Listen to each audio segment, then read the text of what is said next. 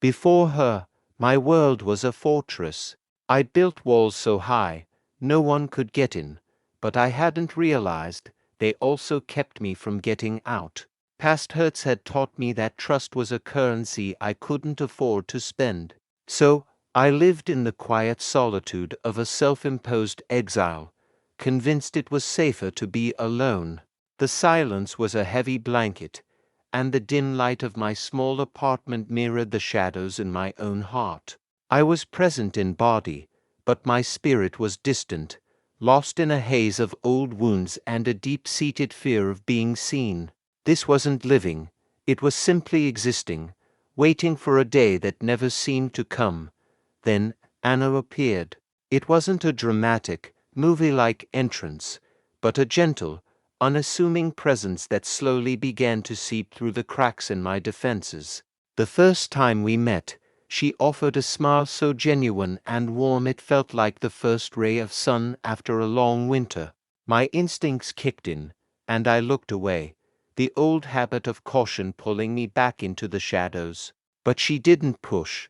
She didn't demand a response or try to break down my walls with force. Instead, she simply gave me space. I remember the small moments that followed, a montage of her quiet patience, waiting for me after I'd taken a little too long to gather my things, a silent offer of her umbrella on a rainy day, listening with an attentiveness that made me feel heard even when I said very little. She never pressed for more than I was willing to give. One weekend, she invited me to her family's home for dinner.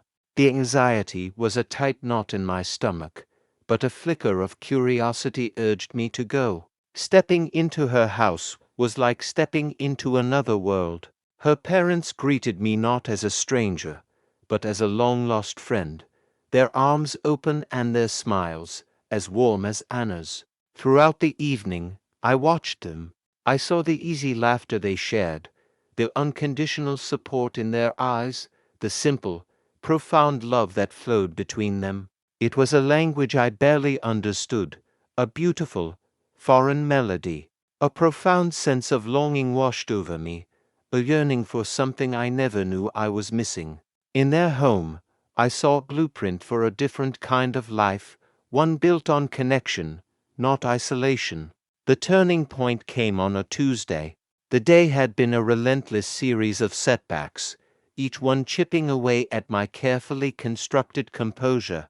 I felt the familiar weight of overwhelm settling on my shoulders, the world closing in.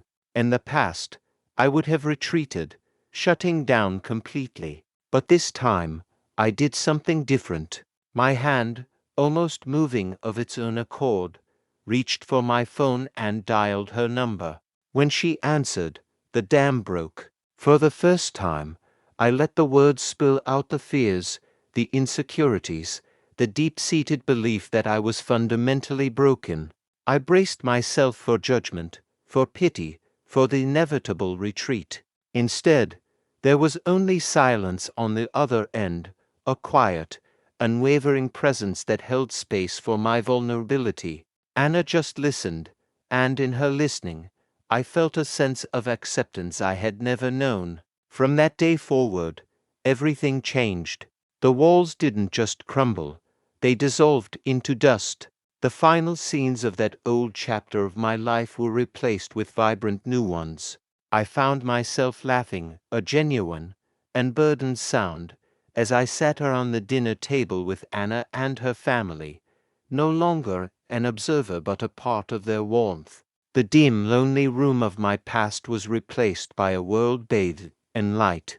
The story ends, or rather begins, with Anna and me walking hand in hand into a sun-drenched park. The light wasn't just around us.